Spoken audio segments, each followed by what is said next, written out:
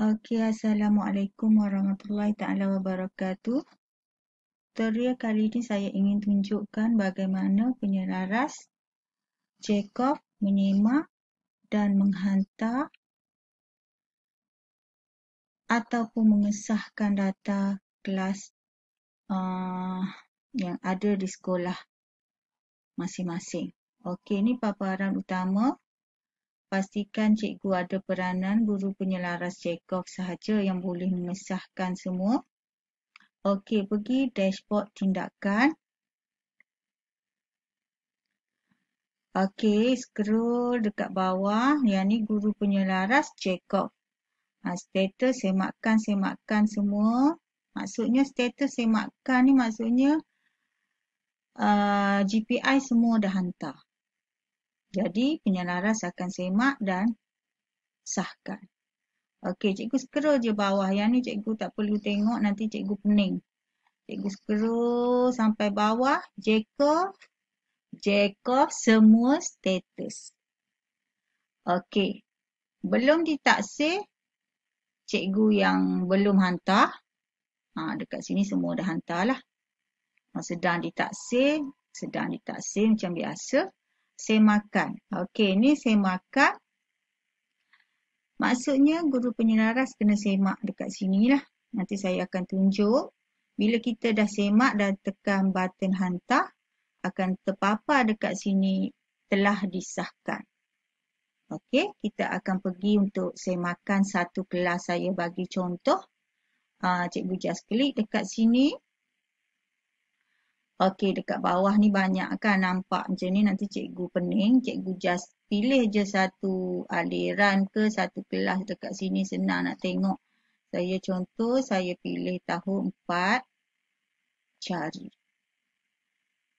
Okey, ada 10 kelas saya tahun 4.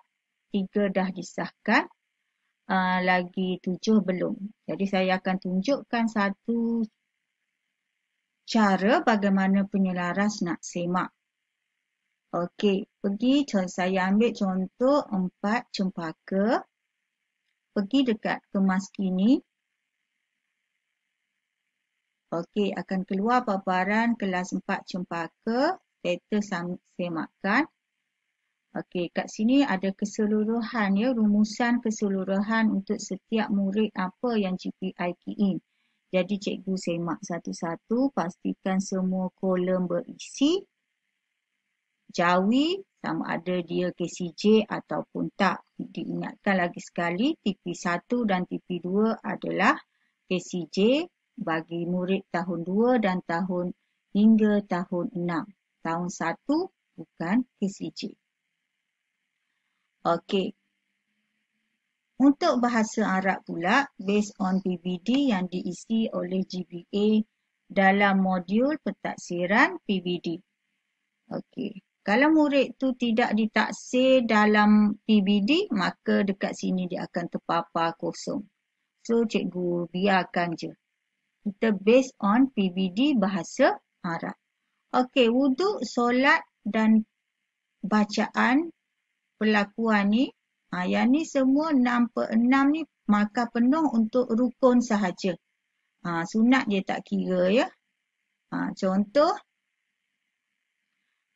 kalau cikgu nak tengok detail, cikgu boleh buka dekat pensel ni papa. Dia akan keluarlah detail untuk murid tersebut. Apa yang dia menguasai, apa yang belum. Keseluruhan cikgu boleh semak satu-satulah. Tapi biasa penyelaras akan semak dekat paparan depan ni sahaja. Kecuali lah kalau perlakuan ni 1/7 ke 3/7 ke, jadi kena rujuk GPI dia lah, kod dia silap. Tanda ke apa ke. Contohnya takbiratul ihram tak boleh. Maksudnya kena refer GPI dia dululah sebelum kita nak sahkan. Okey, cikgu scroll je bawah sekali imbas tengok semua. Contoh KCJ, TP2, ya. Dekat ni ya ada nampak kat sini. Okey. Yang ni maksudnya satu rukun bacaan dia tak menguasai. Cikgu boleh buka tengok lah kalau cikgu nak tengok. Apa ada ralat ke apa ke.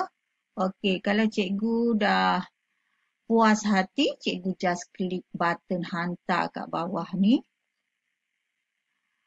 Okey, berjaya dihantar. Setakat tu je proses semakan dan pengesahan penyelaras Chekhov. Okey, semoga dapat membantu penyelaras Chekhov dalam proses pengesahan data Chekhov ni.